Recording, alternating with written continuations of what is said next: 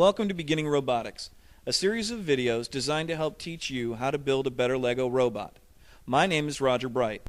When we want to transfer the power from one of the motors on our robot from one place to another, or increase a motor's speed or torque, nothing beats gears. Okay, if you watched the first video in this series, then you really had to see this coming. And if you didn't watch the first video in this series, shame on you. A gear is part of a wheel, section, or shaft with cut teeth of spacing and size that allows them to mesh with teeth in another part to transfer or receive force or motion. I'm sorry, what was that? These are gears, specifically spur gears. Spur gears are wheels surrounded by hard plastic teeth. We distinguish the gears by the tooth count. If you count the teeth on this gear, you will see it has 8 teeth, which makes it an 8-tooth gear. There are 4 main sizes of spur gears we will be using in LEGO Robotics: the 8-tooth, the 16-tooth, the 24-tooth, and the 40-tooth. By meshing 2 or more gears together, you can put your motors in one part of the robot and still have them turn wheels or activate attachments in a different part of the robot.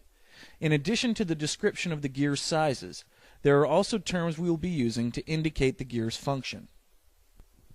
For example, the gear that receives energy directly from the power source, such as our NXT motor here, is called the driver gear. Look, before you start groaning, it takes a lot of work to make the jokes this bad. While the gear that receives force directly from the power source is the driver, the gear that receives force from the driver gear is the follower gear. Now at this point I'd like to take a second and look at direction of rotation. In this picture you can see that when the driver turns counterclockwise, it's going to cause our follower to turn clockwise, the opposite direction.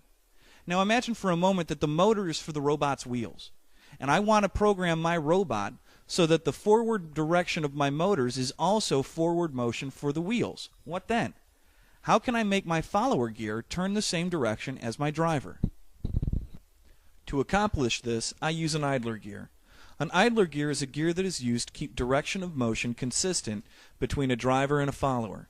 You can also see that I'm using a smaller gear as my idler. This gear is simply transferring power from my driver to my follower and eliminating the change of direction. Now in this setup, the gear doesn't change the force or the speed between the driver and my follower, but that isn't always the case. Like the driver of the car in this picture, I love speed. And by using different gear ratios, remember the ratios from the first video? I can pour on the speed. I do this by gearing up. This means that the number of teeth from my drive gear will be larger than the number of teeth on my follower gear. Here we have a 24-tooth drive gear meshing with an 8-tooth follower. If our drive gear makes 1 rotation, it will cause our follower to make 3 rotations, since each individual tooth of the driver has to mesh with the single tooth on our follower. In other words, our follower is going 3 times faster than our drive gear. This is gearing up. To determine the gear ratio, we compare the number of teeth on our drive gear, 24, to the number of teeth on our follower, 8, giving us a ratio of 24 to 8, or simplified, 3 to 1. If our drive gear was a 40-tooth gear, then our ratio would have been 5 to 1. In other words, our follower would be moving 5 times faster than our drive gear. If instead of speed we're looking to increase the amount of torque that our motor is producing, then we want to gear down. In this picture, our drive gear is now an 8-tooth gear, and our follower is a 24-tooth gear. This means that for every rotation our drive gear makes, our follower will only move 1/3 of a rotation. Our gear ratio is now 1 to 3. Okay, you can see it's moving more slowly, so what else? What's the use of this? To understand this part, you need to understand torque, and you need to understand one more thing.